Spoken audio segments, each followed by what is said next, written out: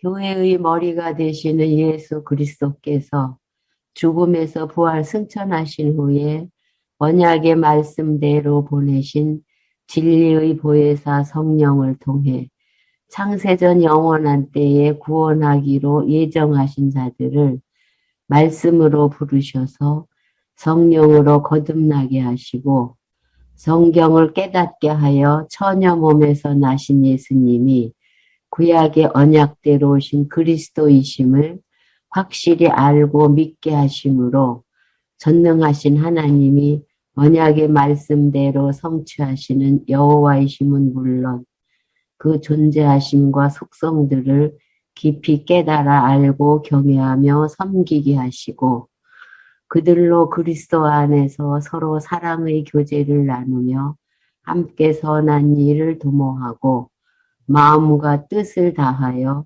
은사를 따라 살게 하심으로 교회의 체제를 갖추어 선한 싸움에 응전케 하셔서 최후로 거두실 승리를 통해 그리스도 자신은 물론 여호와 하나님의 영광을 지으신 온 우주에 영원토록 선포하신다.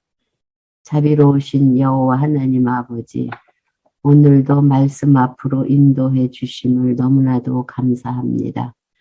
하나님의 말씀이 우리 마음에 깊이 각인케 인도해 주셔서 하루하루 살아가는 동안 말씀의 힘을 힘입어 살아가고 있음을 깨닫게 하심으로 범사에 하나님을 인정하는 지혜로운 삶을 살아가는 데 부족함이 없도록 오늘도 함께 해 주시기를 원하며 예수님 이름으로 기도드렸습니다. 아멘. 오늘 사도행전 26장 할 차례예요. 사도행전은 성령에 의한 성취 중에 1장, 교회 창립을 통해서 부활 승천하신 예수가 그리스도임을 증거하는 내용인데 1절이 예루살렘 교회 창립이에요. 예루살렘 교회가 창립이 되고 그 다음에 이방 지역의 교회가 설립이 되고 로마 교회 설립 경위, 과정 이것이 교회 창립을 통한 성취 이 내용인데 지금 예루살렘 교회 창립은 성령 강림에 의해서 예루살렘 교회가 창립이 됐어요.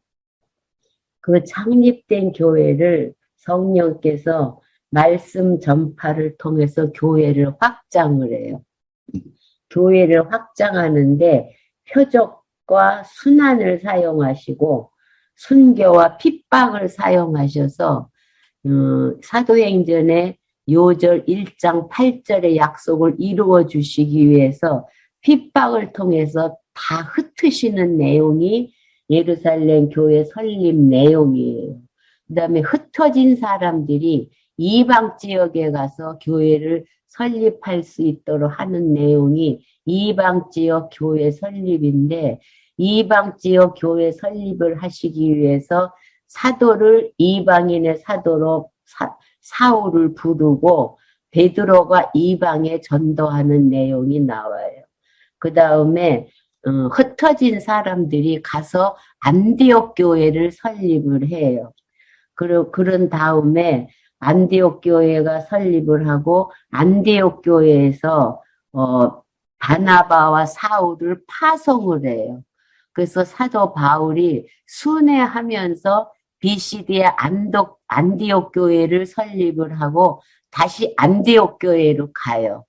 안디옥 교회로 가서 율법 문제를 해결한 후에 아시아 쪽으로 더 가려고 했는데 성령께서 헬라 마게도냐에서 환상을 보여주어서 헬라 지역으로 성령께서 인도를 하셔요. 그래서 사도 바울이 헬라 지역에 가서 빌립보 교회를 설립하고 쫓기면서 데살로니가 교회 설립하고 베레아 교회 설립하고 그 후에 고린도 교회를 설립한 후에 2차 순회를 해요.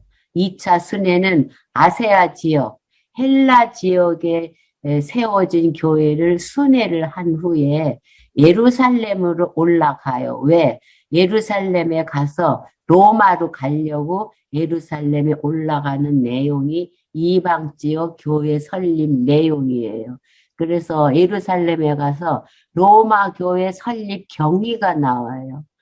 교회의 설립의 동기와 배경, 유대인과 천부장의 박해를 통해서 천부장과 박해를 통해서 천부장과 공회원들의 할 역할이 있어요.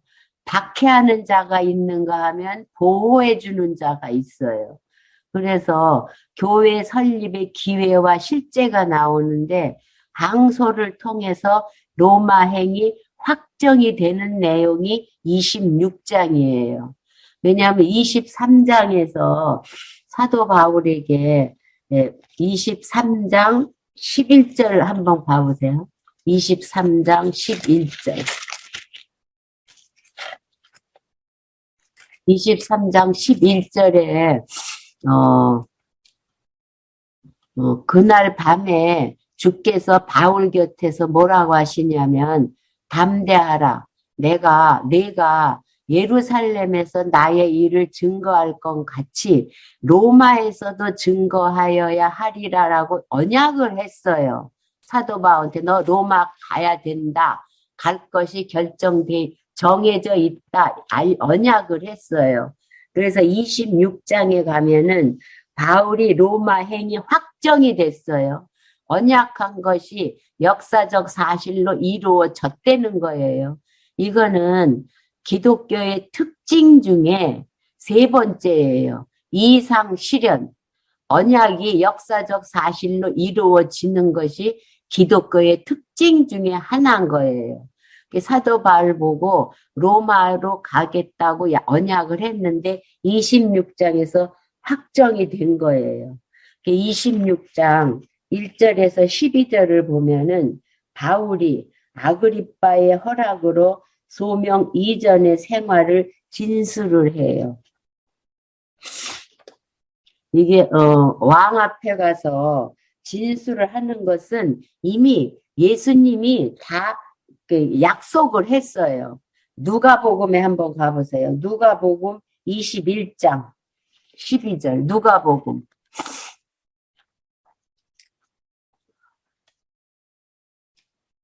누가복음 21장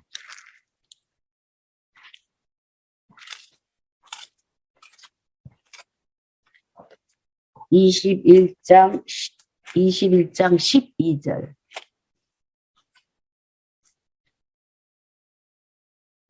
그러니까 앞으로 일어날 일들을 가르쳐 주면서 12절에 보면 이러한 일들이 이 모든 일 전에 내 이름을 인하여 너희에게 손을 대어 핍박하며 회당과 옥에 넘겨주며 임금들과 관장들 앞에 끌어갈 일이 생긴다는 거예요. 근데 이 일이 도리어 너희에게 증거가 된다는 거예요. 무슨 증거? 너희는 그렇게 끌려갔을 때에 변명할 것을 미리 연구하지 말라는 거예요. 내가 너희의 모든 대적이 능히 대항하거나 변박할 수 없는 구제와 지혜를 너희에게 다 준다는 거예요. 임금들 앞이나 관장들 앞에 끌려가도 걱정하지 말라는 거예요. 성령께서 무슨 말을 지혜롭게 할 수 있도록 다 해줄 테니까 끌려갈 때 걱정하지 말아라. 그런 예수님의 언약이 실제로 이루어지고 있는 내용인 거예요. 그래서 26장 1절을 보면 아그리빠가 바울더러, 여기 아그리빠는 누구냐면 유대 왕이에요. 로마에서 세워진 유대 왕이 아그리빠예요. 아그리빠 왕이 바울더러 뭐라고 하냐면 너를 위하여 말하기를 내게 허락하노라 하니 이에 바울이 손을 들어 변명을 하는 거예요. 그러니까 임금 앞에 가서 변명할 일이 생길 때 걱정하지 말라 그랬어요. 그러니까 지금부터 바울이 대답하는 내용은 바울 스스로가 대답하는 것이 아니라 성령께서 지혜를 줘서 대답하게 하신 내용이에요. 이게 바울이 왕의 인사를 해요. 왕한테. 아그리빠 왕이요. 유대인이 모든 송사하는 일을 오늘 당신 앞에서 변명하게 된 것을 다행으로 여긴다고 하면서 특히 당신이 유대인의 모든 풍속과 및 문제를 다 알고 있다는 거예요. 유다 왕이니까. 그러므로 내 말을 너그러이 들으시기를 바란다고 인사를 하고서 이제 사도 바울이 성령께서 말하게 하신 대로 해요. 그러니까 과거 종교 생활을 진술을 해요. 자기가 과거에 어떻게 살았느냐 하면 내가 처음부터 내 민족 중에와 예루살렘에서 젊었을 때에 생활한 상태를 유대인이 다 안 되는 거예요. 바울이 얼마나 부활 승천한 예수를 믿는 자들을 핍박했나를 유대인이 다 알고 있는 반대 일찍부터 나를 알았으니 저희가 증거하려 하면 내가 우리 종교의 가장 엄한 팔을 쫓아 바리새인의 생활을 하였어. 율법주의자 생활을 과거에 했다는 거예요. 이제도 여기 서서 신문 받는 것은 하나님이 우리 조상에게 약속하신 것을 바라는 까닭이에요. 이스라엘 백성들이 구약에서 메시아 언약했는데 그 메시아 오기를 바랐는데 그 메시아가 왔는데 안 믿는다는 거예요. 이 약속은 우리 12지파가 밤낮으로 간절히 하나님을 받들어 섬김으로 얻기를 바란 거예요. 2000년 동안 메시아 오기를 간절히 고대하고 살았다는 거예요. 조상들이. 아그리빠 왕이요. 이 소망을 인하여 내가 유대인들에게 송사를 받는다는 거예요. 2000년 동안 메시아 오기를 기다렸는데 열조들이 기다린 메시아가 왔어요. 근데 그 일로 인해서 내가 송사를 받고 있다 하면서 당신들은 하나님이 죽은 사람을 다시 살리심을 어찌하여 못 믿을 것으로 여기냐는 거예요. 역사적 사실인데.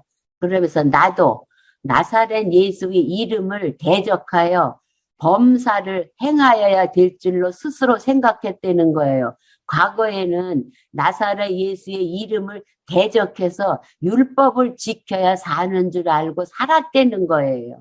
근데 예루살렘에서 이런 일을 행하여 대제사장들에게서 권세를 얻어서 율법을 지켜야 사는 줄 알고 대제사장들에게 권세를 얻어가지고 부활 승천하신 예수를 믿는 많은 성도들을 옥에 가두며 또 죽일 때에 내가 가표를 전뒀다는 거예요. 스데반이 순교할 때 자기도 찬성한 자라는 거예요.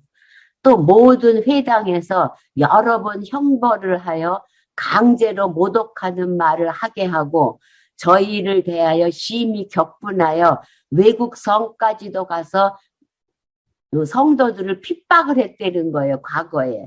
그 일로 대제사장들과 권세와 위임을 받고 다메섹으로 갔어요. 그러니까 과거에 사도 바울 소명을 받기 전에 자기의 한 신앙 생활을 다 왕 앞에서 진술을 했어요. 그리고 13절부터 23절은 바울이 소명 경위와 유대인의 고소 원인에 대해서 변호를 해요. 왕이요. 때가 정오. 그러니까 다메섹에서 예수님 만난 상황을 왕한테 설명을 해요. 왕이여 때가 정오나되어 길에서 보니 하늘에서 해보다 더 밝은 빛이 나와 내 동행들을 둘러 비추는지라 우리가 다 땅에 엎드렸어요.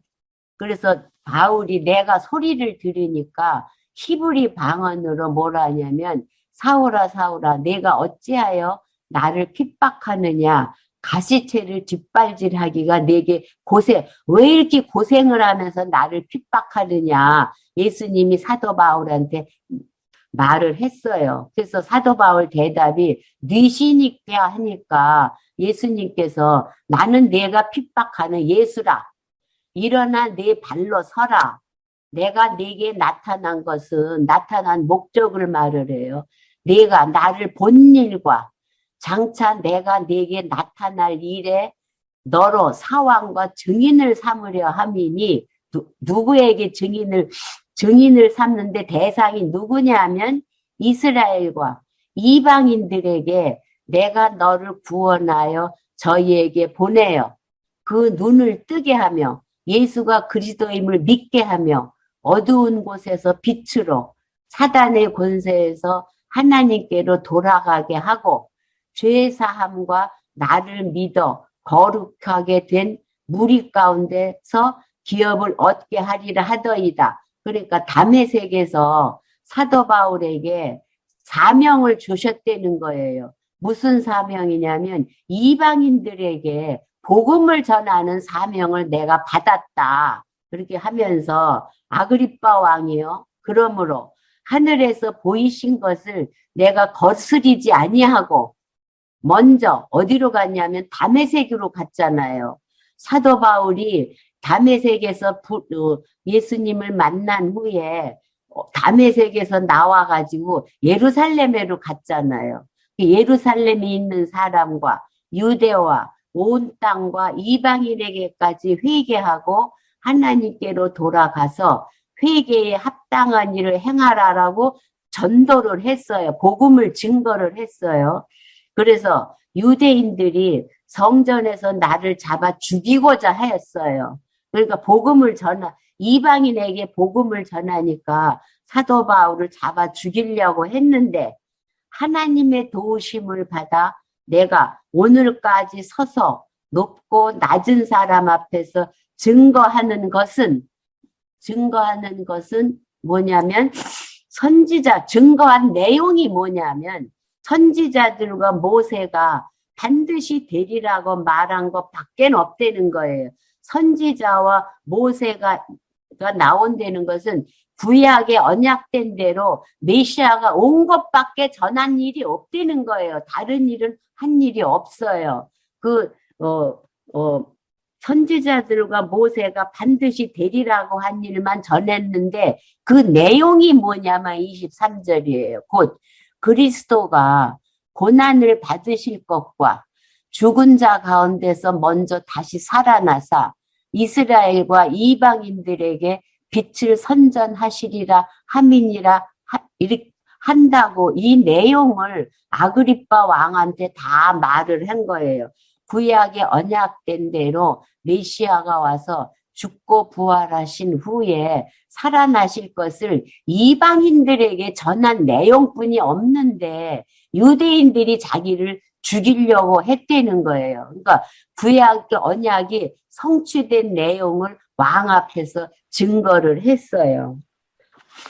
그래서 이렇게 조리 있게 지혜롭게 말을 하는 것은 누가복음에서 예수님이 약속한 대로 임금들 앞에 붙잡혀 갔을 때 무슨 말 할 거 걱정하지 말라고 해서 이렇게 지혜롭게 왕 앞에서 다 대답을 했어요. 언약된 대로 이루어진 것을 우리가 확인할 수가. 그러니까 이상 시련이 계속 우리가 확인을 하는 거예요. 언약이 역사적 사실로 이루어져 가고 있는 사실. 이렇게 이상 시련을 확인한다면은 우리도 똑같아요. 우리 각자 개인도 창세 전에 작정하신 뜻을 따라서 이 세상에 이상 시련에 가는 과정에 내가 살고 있기 때문에 이런 논리 구조로 가야 일어나는 모든 일을 범사 감사로 해석할 수 있는 그런 근거가 될 수가 있어요. 그래서 24절부터 32절을 보면은 변호를 들은 왕과 배석한 자들이 바울의 무죄를 인정을 해요. 바울이 죄인으로다가 붙잡혀 있을 이유가 하나도 없는 것을 밝혀주어요. 24절을 보면 바울이 변명을 해요. 베소는 총독이잖아요. 베스도가 크게 소리하여 뭐라고 하냐면 바울아 내가 미쳤다고 그래요.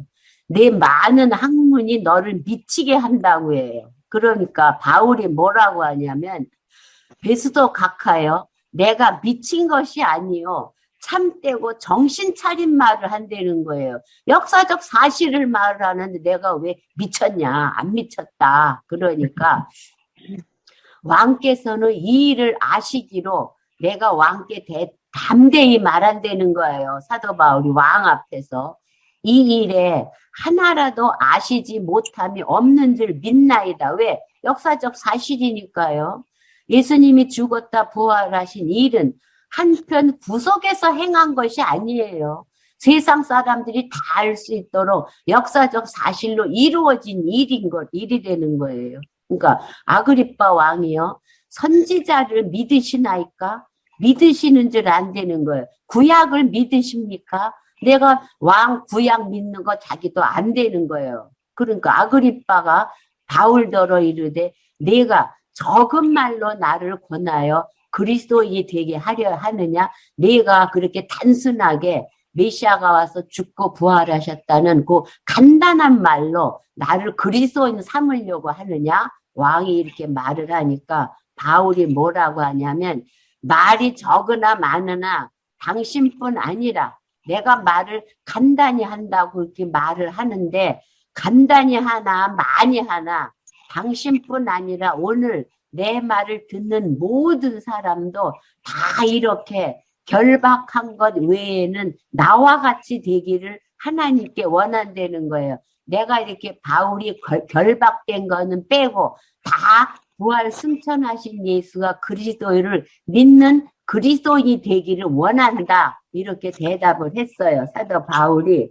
그러니까 왕과 총독과 베니게와 다 지위 높은 사람들이 함께 앉은 사람들이 다 일어나서 물러가면서 뭐라고 하느냐면 이 사람은 바울은 사형이나 결박을 당할 만한 행사가 없다는 거예요.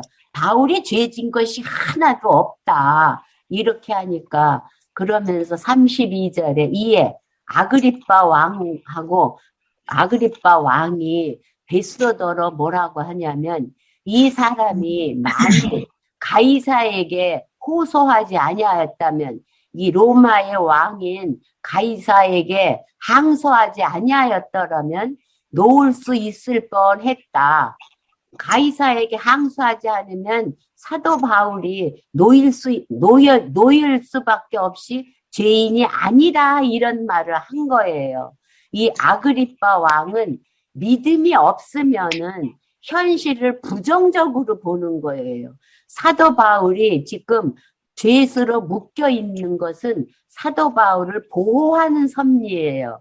그러나 믿음이 없는 아그리빠는 믿음이 없으니까 부정으로 말을 하는 거예요. 항소하지 않으면 바울이 놓일 뻔했다. 그러니까 왜 항소했느냐는 거예요. 놓여지는데 근데 놓여지면 사도 바울은 죽어요. 왜? 예루살렘에서 사도 바울을 죽일 자들이 40명이나 모여 있는 거 아니에요. 그러니까 하나님이 보호해 주시는 거예요. 놓음받지 않는 것이 하나님의 뜻인데 믿음이 없으면 현실을 이렇게 부정적으로 해석을 하는 거예요. 그러니까 기독교 역사 내용은 긍정이에요. 결론은 긍정이기 때문에 이런 구조로 가야 범사, 감사로 갈 수가 있는 거예요. 그러니까 사도 바울이 여기 죄수로 가게 하시는 로마로 가게 한다고 언약을 하시고 그 언약을 이루어 주시는 과정에서는 죄수로 가야 보호를 받아요. 그래서 사도 바울이 죄인으로 묶인 것이 사도 바울을 보호하시는 하나님의 섭리로 우리가 볼 수가 있어요. 그래서 이제 27장부터 28장 내용은 난항을 통해서 로마에 입성하는 과정인 거예요. 입성하는 과정에서 하나님께서는 난항, 아주 여러 가지 어려운 상황을 일으키셔요. 이 어려운 상황은 왜 일으키시냐면 이것도 이상 실현인 거예요. 사도 바울을 부를 때에 사도행전 9장 16절에서 많은 해를 받는다고 그랬어요. 어디를 가든지 해 받는 일이 일어난다고 한 이 언약이 역사적 사실로 이루어지는 것을 우리가 볼 수 있어요. 그래서 7장 1절에서 11절을 보면은 가이사랴에서 배로 미항에 이르러 항해의 위험을 예고하는 내용이에요. 27절에 우리가 이제 바울의 일행이에요. 바울에는 항상 누가 따라다니냐면 누가가 따라다녀요. 누가복음을 쓴 누가는 의사예요. 그러니까 의사를 바울한테 딱 붙여줘요. 그래서 바울의 머릿속에는 항상 누가가 들어가 있어요. 그래서 우리의 배 타고 이탈리아, 로마로 갈 일이 작정이 됐어요.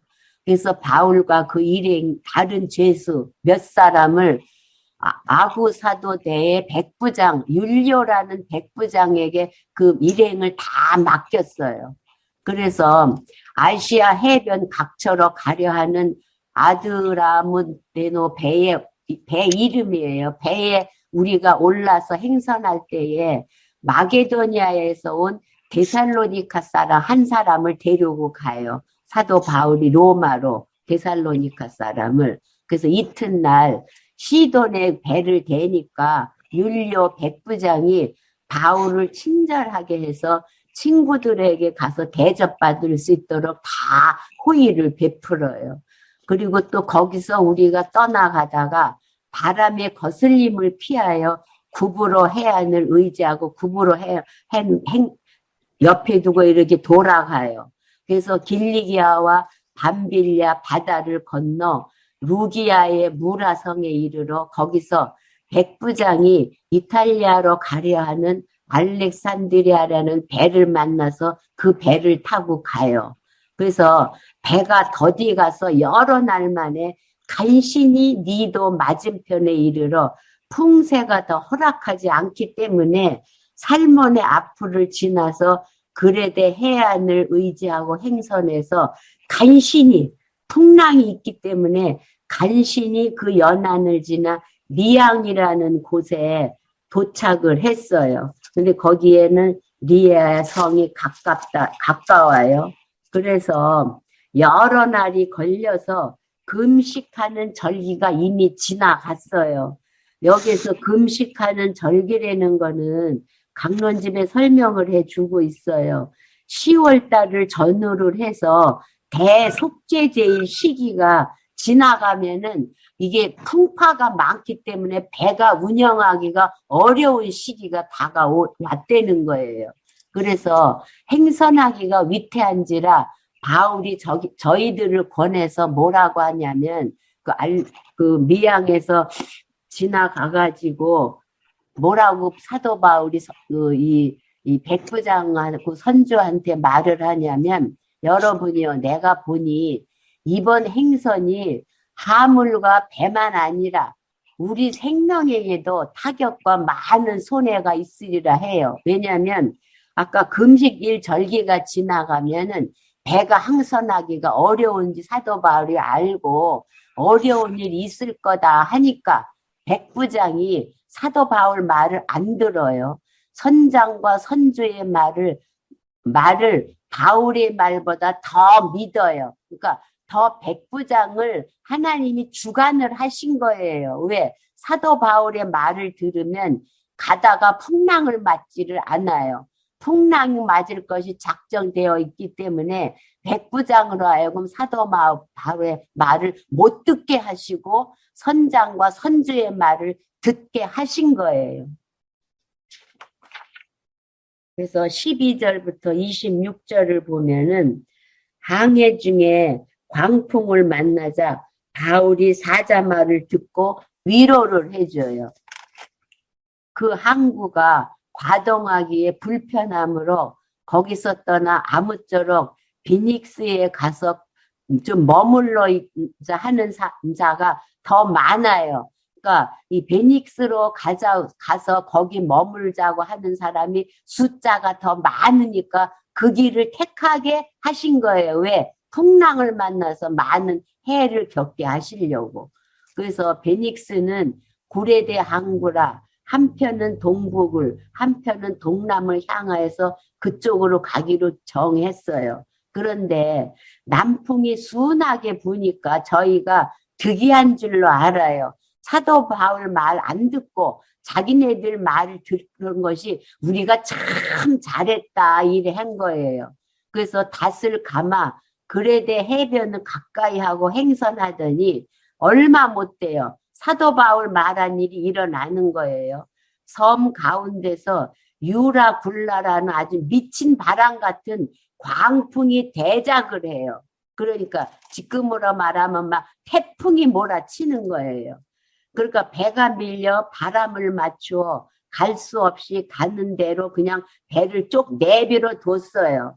그래서 가우다라는 작은 섬 아래로 지나 간신히 거루를 잡아가지고 끌어올리고 줄을 가지고 선체를 둘러 감고 스루디스에 걸릴까 두려워 연장을 내리고 그냥 쫓겨. 그러니까 그 그루디스라는 것은 모래 언덕에 걸리면은 배가 못 가잖아요. 그러니까 모래 언덕에 걸릴까봐 두려워서 연장을 내리고 그냥 쫓겨가요. 배가 스스로 가게 그냥 내버려 둔 거예요.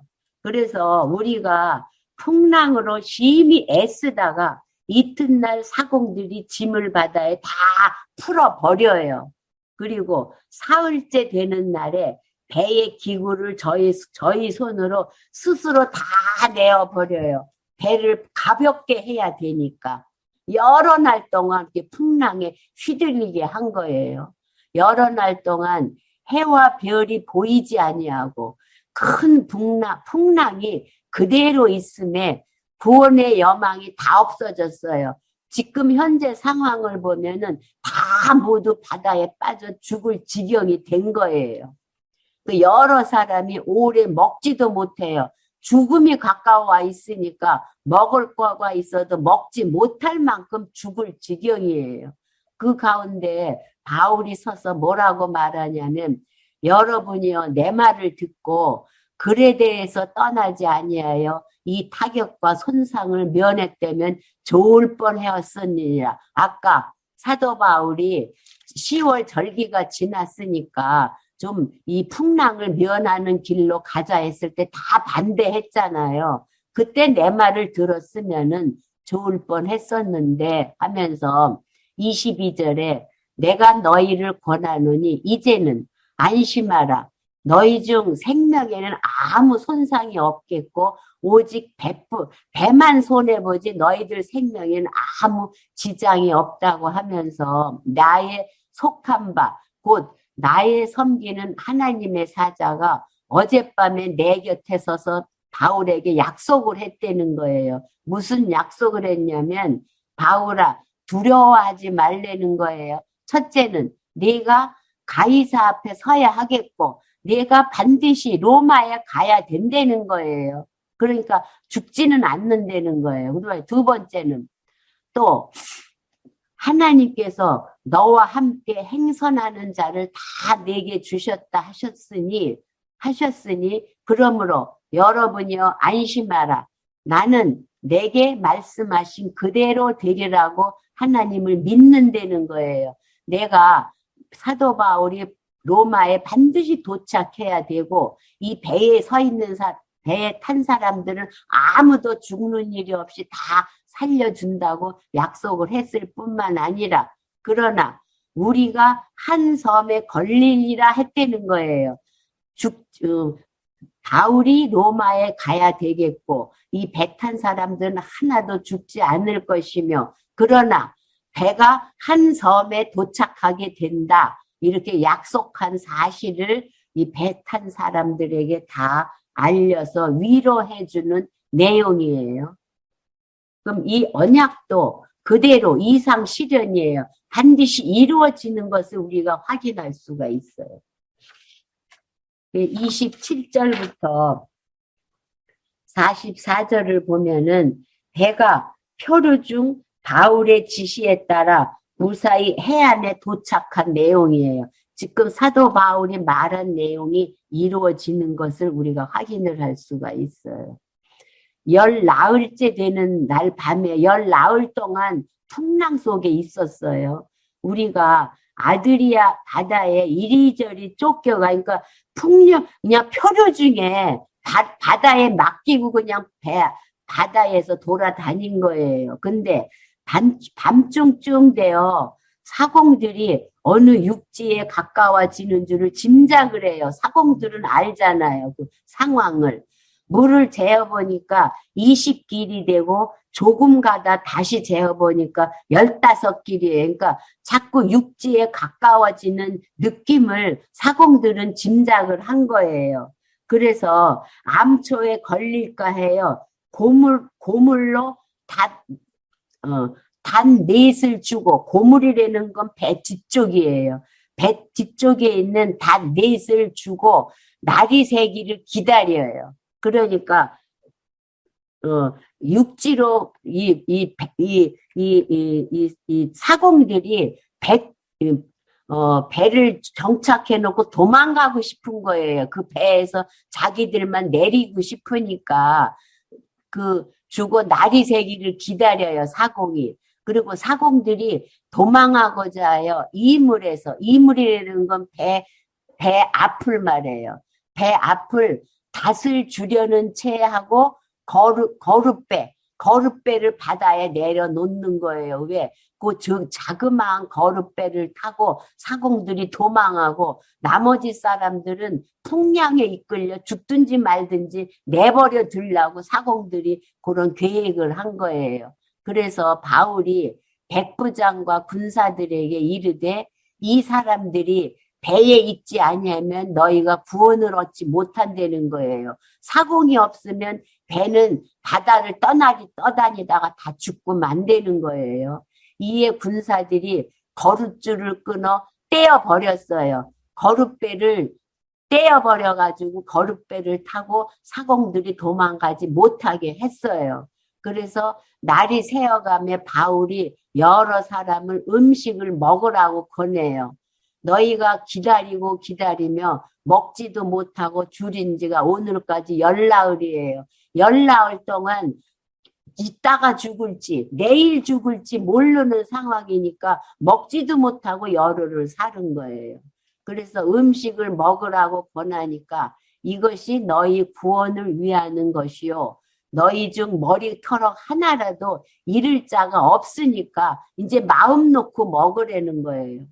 그래서 떡을 가져다가 모든 사람 앞에서 하나님께 축사하고 떼어 먹기를 시작하며 저희도 다 안심하고 받아 먹으니 배에 있는 우리의 수는 전부 276명이에요. 많은 숫자예요. 바울의 무리와 죄인들을 다 로마로 끌고 가기 때문에 이 276명이에요. 그 배 부르게 먹고 밀을 바다에 버려 배를 가볍게 했어요. 이제 이 한 섬에 도착한다고 하나님이 약속을 했으니까 그 섬에 도착할 거를 바라보고 다 먹고 나머지는 다 버려서 배를 가볍게 해가지고 날이 새매 어느 땅인지 알지 못하나 경사진 해안으로 된 항만이 눈에 띄어요. 그래서 배를 거기에 들여다 댈 수 있는가 의논한 후에 닷을 끊어 바다에 버리는 동시에 싯줄을 늦추고 돛을 달고 바람을 맞추어 해안을 향하여 들어가다가 두 물이 합쳐요. 그러니까 소용돌이 치는 곳이 있는 거예요. 두 물이 합하여 흐르는 곳을 당하여 배를 걸매 이 물은 부딪혀 움직일 수 없고 또 고물, 배 앞뒤가 움직일 수 없이 배 앞뒤가 다 깨어져 가고 있어요. 그래서 군사들은 죄수가 헤엄쳐서 도망할까 두려워요. 죄수들이 도망하면 책임이 있으니까 죄수들을 다 죽이는 것이 좋다는 의견을 내는 거예요. 그러니까 백부장이 바울을 구원하려 하여 저희의 뜻을 막아요. 왜냐하면 바울은 항소를 했기 때문에 반드시 로마에 도착을 시켜야 될 의무가 백부장한테 있어요. 그래서 백부장이 바울을 구원하려 하여 저희의 뜻을 막아요. 죽이지 못하게 백부장이 해요. 그래서 헤엄칠 줄 아는 사람들을 명하여 물에 뛰어내려 먼저 육지에 나가게 해요. 헤엄칠 수 있는 사람들은 그 섬으로 나가게 하고 그 남은 사람들은 널조각 혹은 배 물건에 의지하여 나가게 하니 마침내 사람들이 다 상륙하여 구원을 얻어서 섬에 도착을 하게 된 내용이에요. 그러니까 사도 바울에게 그 배 안에서 약속한 일이 이루어졌어요. 그러니까 언약이 이루어졌어요. 이상 실현 기독교의 특징이에요. 그다음에 로마에 입성하여서 가르치는 내용이 28장이에요. 1절부터 10절을 보면 바울이 독사에 물리는 표적 등을 통해 후한 전송을 받아요. 우리가 구원을 얻은 후에 안즉 그 섬은 멜리데라는 섬에 도착을 했어요. 토인들이 사는 섬인데 우리에게 특별한 동정을 하여 비가 오고 날이 참에 추워요. 불을 피워서 우리를 영접을 해요. 흑인들이에요. 그런데 바울이 한문 나무를 거두어서 불에 넣었는데 뜨거웠기 때문에 독사가 나와서 바울의 손을 물었어요. 그래 토인들이 이 짐승이 그 손에 달려 있어요. 이 독사가 바울의 손을 물고 독사가 바울의 이 손에 대롱대롱 달려 있는 걸 봤어요. 그래서 그 토인이 진실로 이 사람은 살인한 자로다. 바다에서 구원을 얻었으나 공의가 살지 못하게 하심이로다 하더라는 거예요. 그러니까 이 살인자가 죄수로 왔으니까 살인한 죄수인데 바다에서 안 죽었는데 하나님이 이 독사에 물려서 죽게 했다. 이런 말을 토인들이 한 거예요. 그래서 바울이 그 짐승을 불에 떨어버리면 조금도 상함이 없어요. 그러니까 독사가 물어도 사도 바울이 죽지를 않아요. 한번 봐보세요. 마가복음 16장 18절에 가보세요. 마가복음 16장 18절. 부활 승천하시기 전에 예수님이 약속하신 내용이에요.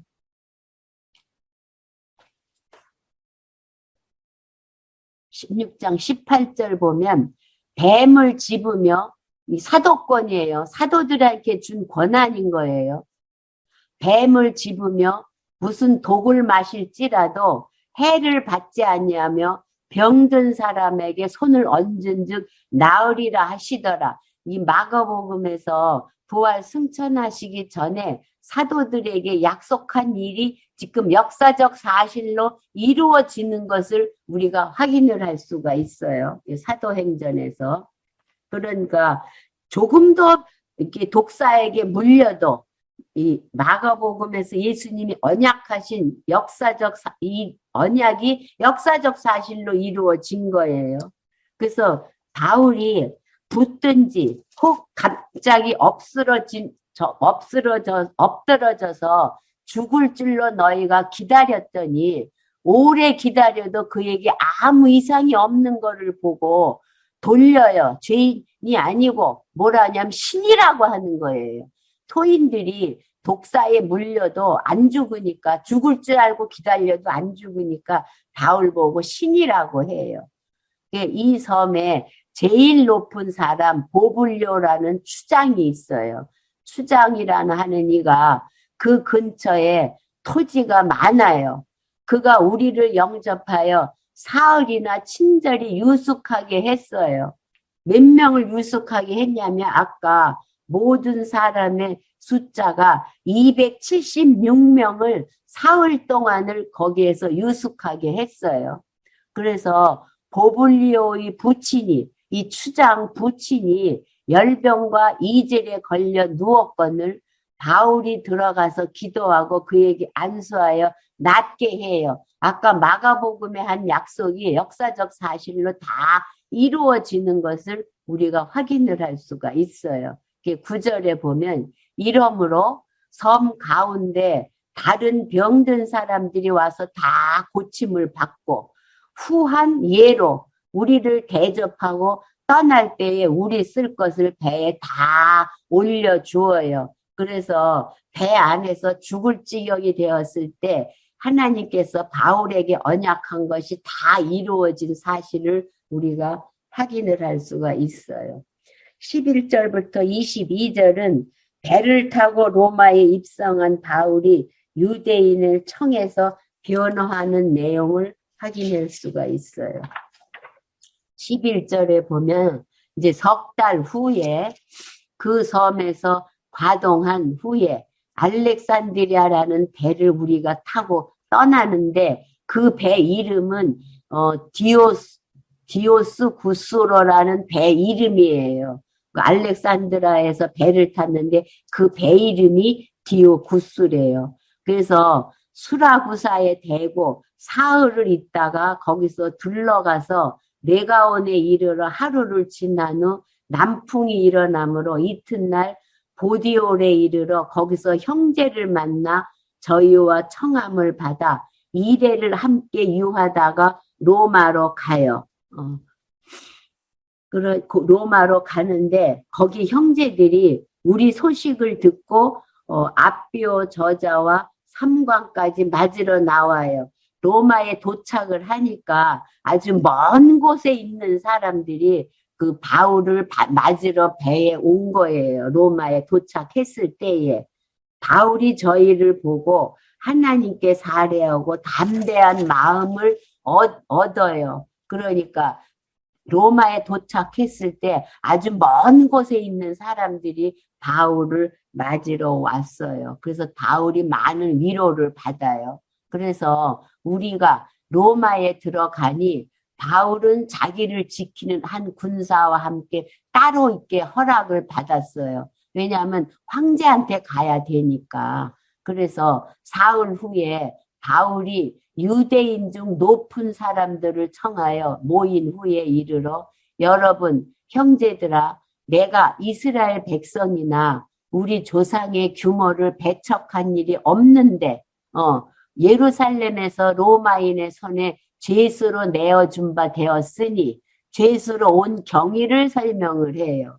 근데 로마인은 나를 신문하여 죽일 죄목이 없으므로 놓으려 했었잖아요. 아그리빠 왕 앞에서 놓으려 했었으나 유대인들이 반대하기로 유대인들이 반대해서 죄인의 모습으로 왔다는 거예요. 내가 마지못하여 가이사에게 호소하며 내 민족을 송사하려는 것이 아니라는 거예요. 그러면서 이러므로 너희를 보고 함께 이야기하려고 청하였노니 이스라엘의 소망을 인하여 내가 이 죄사슬에 매인 바 되었다는 거예요. 이스라엘의 소망은 이스라엘 백성들이 2000년 동안 메시아 오기를 기다렸는데 메시아가 오셔서 죽고 부활하신 메시아로 인해서 내가 이렇게 쇠사슬에 매여서 왔다고 하면서 저희가 가로되 우리가 유대에서 내게 대한 편지도 받은 일이 없고 왜냐하면 이 로마서의 내용을 이미 로마에 있는 백성, 로마에 있는 이방인들에게 로마서 내용을 편지로 써서 보낸 거예요, 먼저. 그런데 여기 있는 사람들은, 유력한 사람들은 이 로마서 편지를 받은 적이 없다는 거예요. 그리고 또, 형제 중 누가 와서 내게 대하여 좋지 못한 것을 고한 일이 없다는 거예요. 바울, 네가 로마에 편지 써준 내용을 우리는 본 적도 없고 내가 거기에서 좋지 못한 일 들은 일도 하나도 없다고 하면서 이에 우리가 너의 사상이 어떠한 거를 듣고자 하노니 이 파에 대하여는 어디서든지 반대받는 줄 우리도 안 되는 거예요. 부활 승천하신 예수가 그리스도라고 전하는 거는 다 반대하는 사람들이 많은 줄 우리도 알고 있긴 있지만 내가 전하는 복음의 말씀을 듣고 싶다고 말을 했어요. 그래서 23절부터 31절은 바울이 2년간 셋집에서 오는 자들에게 말씀을 가르쳐 주어요. 저희가 일자를 딱 정해요. 그의 우거하는 집에 많이 오니 바울이 아침부터 저녁까지 강론하여 하나님 나라를 증거하고 모세의 율법과 선지자의 말을 가지고 예수의 일로 권하더라. 그러니까 모세의 율법과 선지자라는 것은 구약이에요. 구약의 언약대로 오신 예수가 오셔서 죽고 부활하신 사실을 다 알려주어요.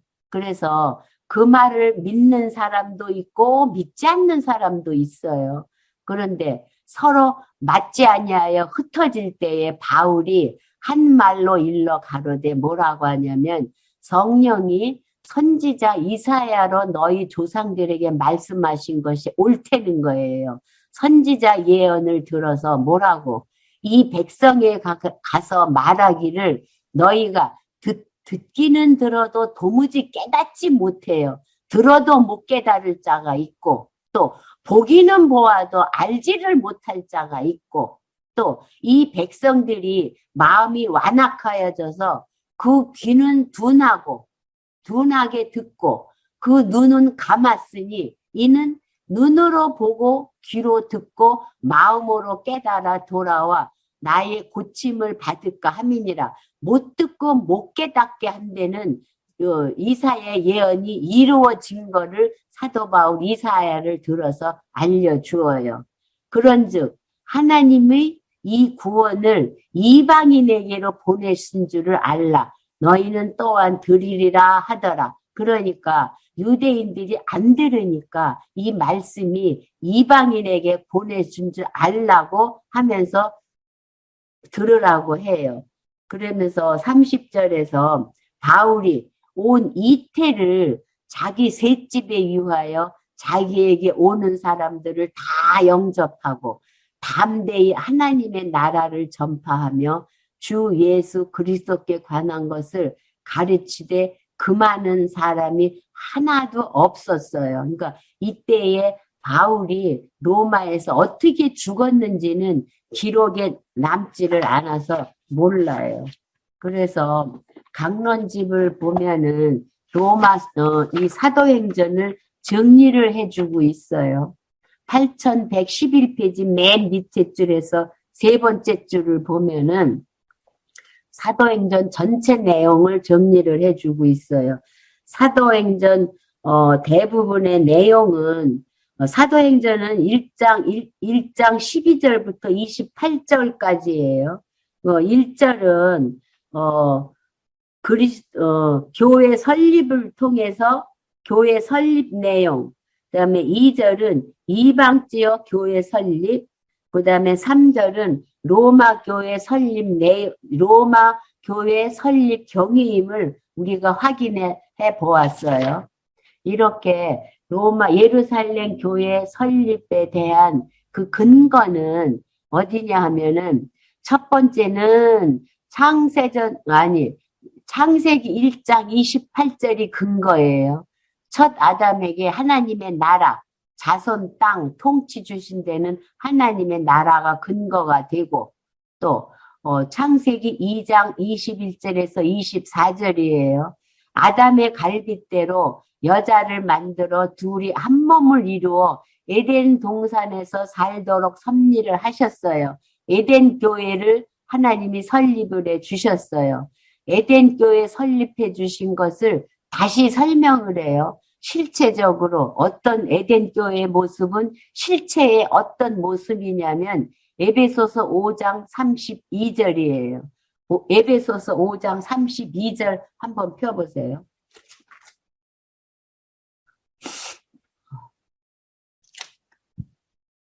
에베소서 5장 32절.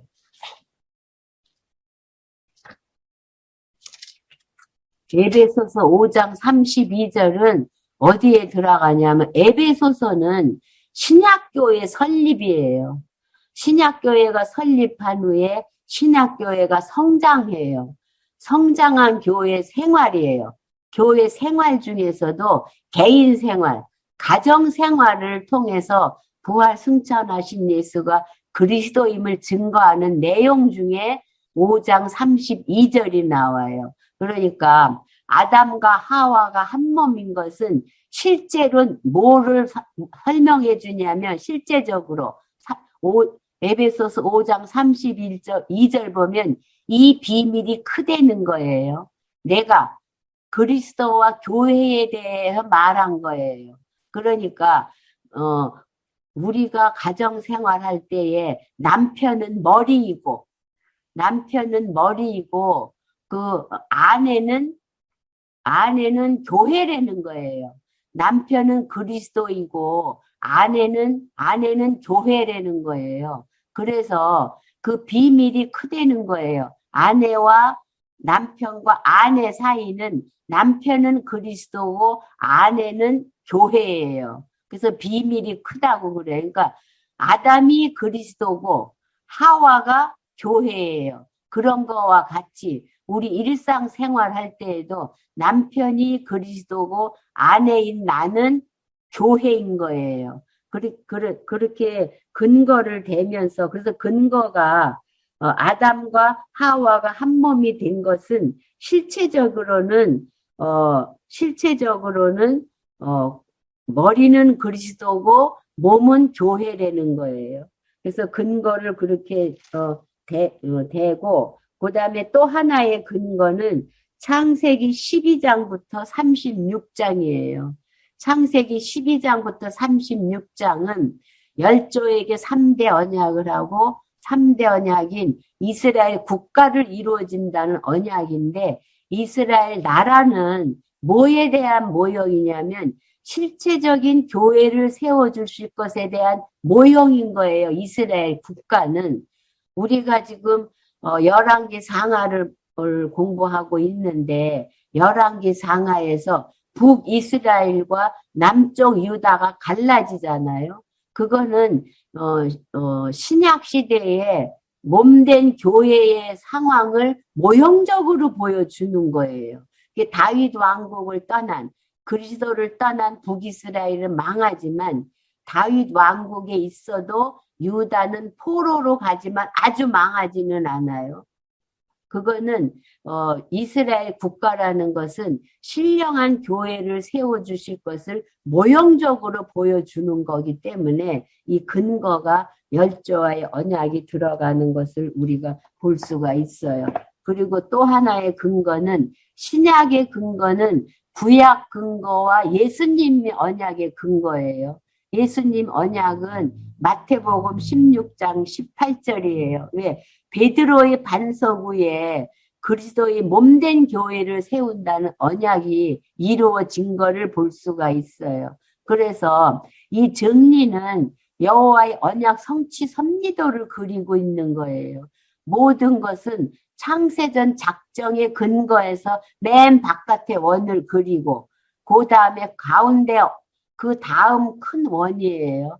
구약의 창세기 1장 28절 내용 또 창세기 2장 21절부터 24절 구약 그 다음에 창세기 12장부터 36절 그 내용과 예수님이 마태복음에서 언약하신 그리스도의 베드로 반석 그리스도의 반석 위에 교회 세워준다는 이 언약이 사도행전에서 역사적 사실로 성취되었다는 거예요. 그래서 여호와의 언약 성취 섭리도를 그리면 분명하게 색깔이 드러나는 것을 확인할 수가 있어요. 이렇게 언약대로 성취해 주시는 목적은 영원하신 하나님의 존재와 속성의 영광을 선포하실 뿐만 아니라 언약 백성으로 하여금 언약대로 보내신 예수님이 그리스도이심을 확실히 믿을 수 있게 하심으로 하나님이 언약대로 성취하시는 여호와이심을 택한 백성으로 하여금 깨달아 알아 경외케 하는 데에 목적을 둔다 이렇게 격리를 할 수가 있어요. 그러니까 오늘 사도행전이 끝났는데 사도행전이 끝나면서 뭐 느낀 거 없어요? 사도행전이 전체를 다 끝나고 느낀 거. 이게 계시의 목적은 여호와 경외가 목적이에요. 목사님이 경외의 내용을 뭐라고 말씀하시냐면 주신 복을 잘 누리고 행복하게 사는 삶이 경외의 삶인데 경외라는 것은 자기가 가치 있게 좋은 것을 전하는 것이 경외라는 말씀을 하셔요. 그러니까 잠언에 가면은 이 지혜인 말씀이 얼마나 귀하냐면 지상에 있는 어느 보화보다도 귀한 거예요. 지상의 어느 보화보다도 귀한 것을 내가 가지고 있으면 이것을 자랑하기에 바쁜 거예요. 이것이 경외의 삶이라는 거예요. 그러면 이 사도행전에서 사울이나 아니 바울이나 이 사도들의 삶을 보면은 얼마나 곤고와 핍박이 와도 말씀 전하기에 여념이 없는 걸 우리가 볼 수가 있어요. 그러니까 이 보화보다 더 귀한 말씀이 얼마나 귀한가를 성령께서 깨닫게 하심으로 그 말씀의 힘으로 핍박이 와도 풍랑이 와도 말씀을 증거하게 하는 거가 좀 새롭게 느껴졌어요, 저는. 아멘. 새롭게 느껴진 거 없어요? 진짜 복음이 가치가 있구나. 때를 얻든지 못 얻든지 복음 전하기에 그 사도들의 열심하게 하는 모습을 볼 수가 있어서 너무 감사했네요. 주기도문으로 마치겠습니다. 하늘에 계신 우리 아버지, 이름이 거룩히 여김을 받으시오며 나라의 임하옵시며 뜻이 하늘에서 이룬 것 같이 땅에서도 이루어지이다. 오늘날 우리에게 일용할 양식을 주옵시고 우리가 우리에게 죄 지은 자를 사하여 준 것 같이 우리 죄를 사하여 주옵시고 우리를 시험에 들게 하지 마옵시며 다만 악에서 구하옵소서. 대개 나라와 권세와 영광이 아버지께 영원히 있사옵나이다. 아멘.